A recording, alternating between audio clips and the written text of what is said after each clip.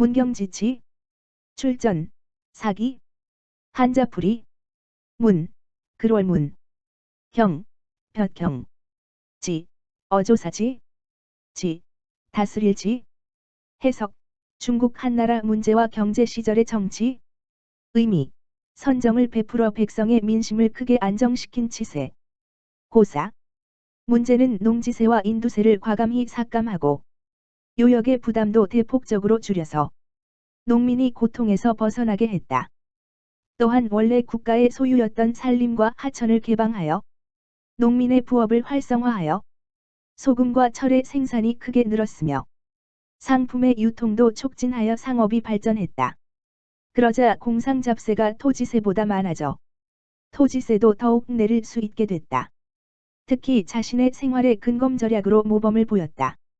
문제는 정치적으로 진평, 주발과 같은 공신 집단의 세력을 누르고 각 군의 인재를 천거하도록 하면서 가해, 조착과 같은 새로운 인물을 등용하여 정사를 맡겼다.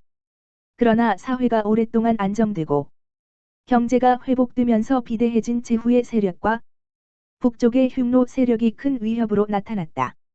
당시 가인은 치안책을 건의하였는데 제후국을 몇 개의 작은 제후국으로 나누어 힘을 약화시켜 중앙정부에 대항할 수 없도록 하자는 중건제후론을 주장하고 흉노에 대하여도 확신 정책을 강경 정책으로 바꾸어 흉노를 정벌하자고 하였다. 이는 고조 이래 흉노에 대한 공포감에서 해방되려는 최초의 주장이었다.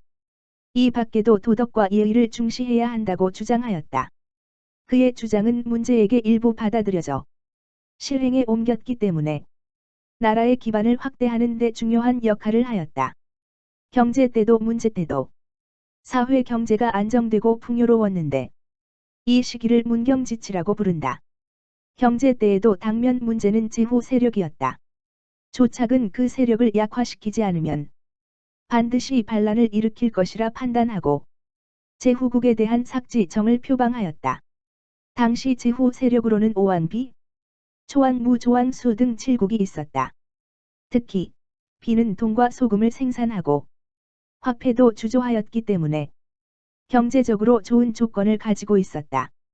기원전 154년년에 이들은 사람들의 이목을 속이기 위하여 겉으로 삭지 정책을 주장하는 조착을 죽여 황제의 곁을 깨끗이 하자는 청군측이라는 구호를 내세워 반란을 일으켰다. 이때 오초의 세력은 잠옷 커서 경제는 당황하였다. 여기에 조정 안의 조착 반대 세력도 이 기회를 이용하여 조착을 죽이도록 건의하였다. 결국 경제는 이를 받아들이고 그 수급을 보내 오왕과 화의를 도모하였다. 그러나 오왕은 오랫동안 준비해 온 것이었으므로 화의를 쉽게 해주지 않았다. 이에 경제도 생각을 바꾸어 이들을 토벌하고자 주하부를 창읍의 남쪽으로 파견하여 오초의 보급로를 차단하고 수비를 강화하였다. 마침내 오초군이 퇴각함에 이를 추격하여 결국 이 난은 3개월 만에 평정되었다. 그리고 가의의 정책대로 남은 제후들의 봉지를 쪼개어 이때부터 제후들의 세력을 크게 약화시켜 국가의 안정과 번영을 확보했다.